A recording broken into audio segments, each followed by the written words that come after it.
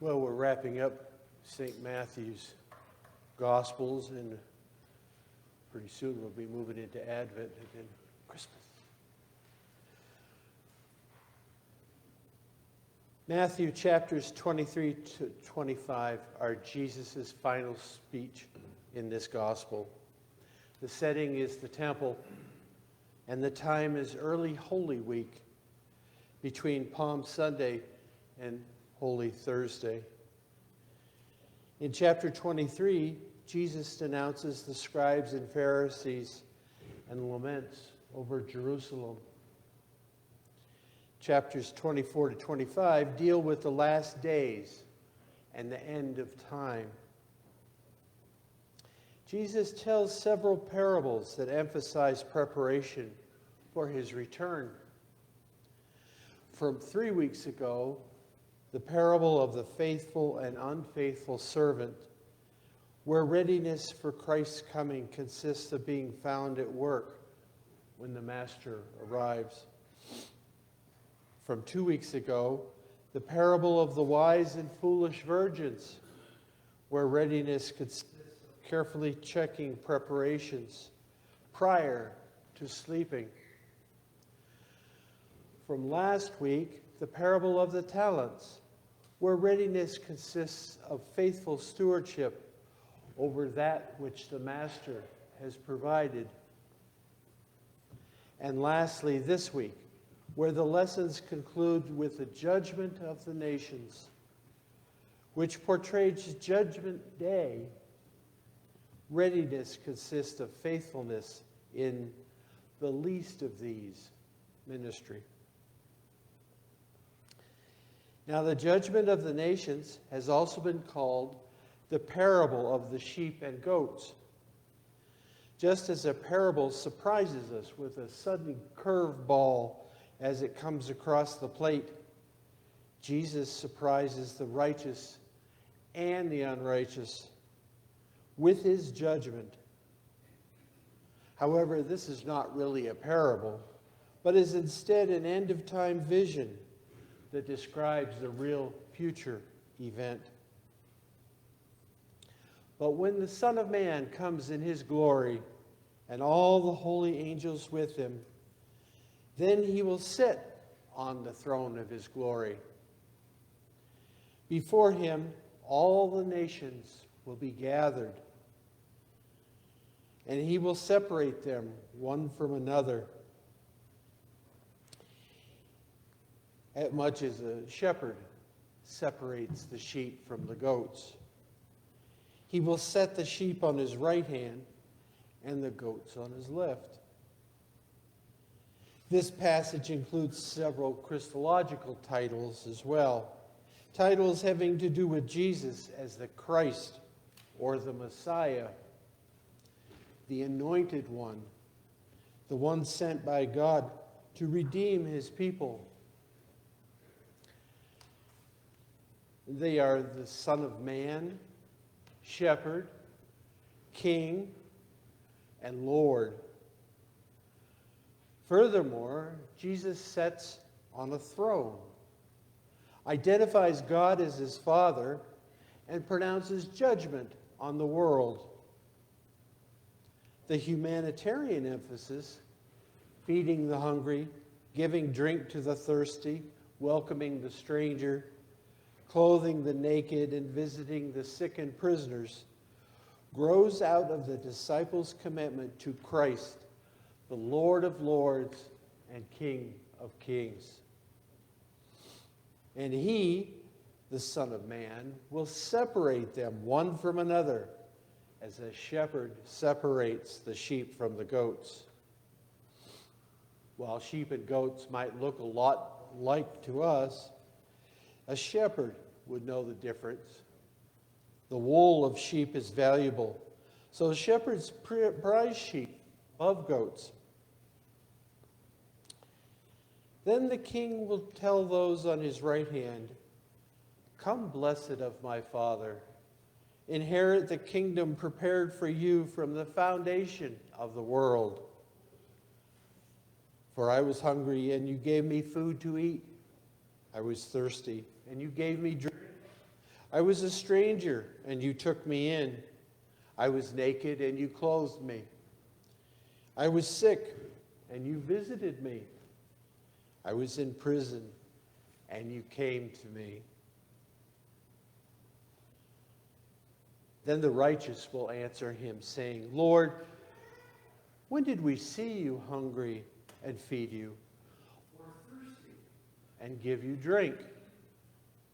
When did we see you as a stranger and take you in, or naked and clothe you? When did we see you sick or in prison and come to you? The kinds of mercies that Jesus rewards are within the reach of every person.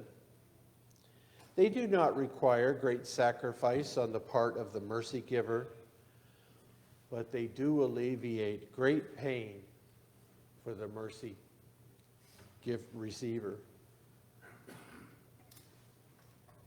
While Christians today understand that we should, in the name of Christ, show mercy to people without regard to creed, we have not sufficiently emphasized showing mercy to our Christian brothers and sisters. This is a serious deficiency in the light of the persecutions of Christians around the world. Millions of Christians are suffering in persecution today. We have a responsibility to mobilize opinion to stop the persecution of Christ's brothers and sisters. But we are more easily moved to action by homeless people on our city streets rather than by Christian brothers and sisters in foreign jails, because the homeless people are visible to us and the prisoners are invisible. Those of us who believe that the New Testament teaches salvation by the grace of God through faith in Jesus Christ are likely troubled by the fact that Jesus says nothing of faith. The people at the king's right hand inherit the kingdom, salvation, because of small mercies shown to the least of these believers. Jesus says that God prepared the kingdom at the beginning of creation, from the foundation of the world, because God's purpose from the beginning was salvation. Jesus does not say that the eternal fire was created from the foundation of the world. Perhaps eternal fire was not part of God's original design, but what was created later in response to sin and rebellion. Jesus gives a clear answer to the question, am I my brother's keeper? And that answer is a resounding yes. The person who helps those in need, and particularly those who help Christian brothers and sisters, will inherit the kingdom. The person who fails to do so will be consigned to a fiery punishment. It is like there will be a single question on the final exam, and that one question will be, did you obey the great commandment? Did you love God and neighbor? All eternity for you depends on that answer. We are also tempted to emphasize the humanitarian aspect of this text and to ignore the judgmental aspect in the hope that people will be more receptive to a positive message than a negative message. For I was hungry, and you didn't give me food to eat. I was thirsty, and you gave me no drink. I was a stranger, and you didn't take me in. Naked, and you didn't clothe me. Sick and in prison, and you didn't visit me. These are sins of omission rather than of commission. The Son of Man is not condemning them for the sins that come immediately to mind when we hear the word sin, such as breaches of the Ten Commandments, but rather for failing to do the acts of kindness that they could have done. The ancient prayer asks forgiveness for what we have done and what we have left undone. We're reminded of the 5 foolish bridesmaids who failed to take oil for their lamps and were therefore denied entry to the wedding party. And the 1-talent man who failed to use his treasure for his master's benefit and was cast into the outer darkness.